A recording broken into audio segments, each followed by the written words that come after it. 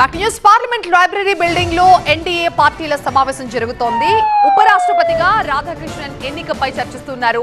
NDA ఎంపీలకు దిశానిర్దేశం చేస్తున్నారు ప్రధాని మోదీ. ఈ నెల 20న ఎన్డీఏ ఉపరాష్ట్రపతి అభ్యర్థిగా నామినేషన్ వేయబోతున్నారు. రాధాకృష్ణన్ నామినేషన్ కార్యక్రమానికి ఎన్డీఏ పక్షాల నేతలంతా కూడా హాజరు కాబోతున్నారు. ఈ నేపథ్యంలోనే పార్లమెంట్ లైబ్రరీ బిల్డింగ్ లో ఎన్డీఏ పార్టీల ఎంపీలతో ఆయన సమావేశమయ్యారు.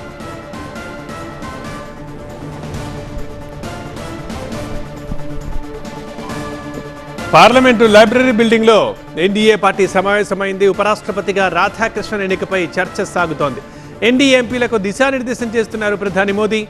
ఈ నెల 20వ తేదీన ఎన్డీఏ ఉపరాష్ట్రపతి అభ్యర్థి నామినేషన్ వేయబోతున్నారు. నామినేషన్ కార్యక్రమానికి హాజరవుతున్నారు ఎన్డీఏ పక్షాల నేతలు. సెప్టెంబర్ 9న ఉపరాష్ట్రపతి ఎన్నిక ఉండబోతోంది. ఈ ఎన్నిక ఏకగ్రీవం కావడం కోసం విపక్షాల మద్దతు కూడగట్టే పనిలో ఉంది ఇప్పుడు ఎన్డీఏ. పలువురు నేతలతో ఇప్పటికే మాట్లాడారు రాజ్నాథ్ సింగ్.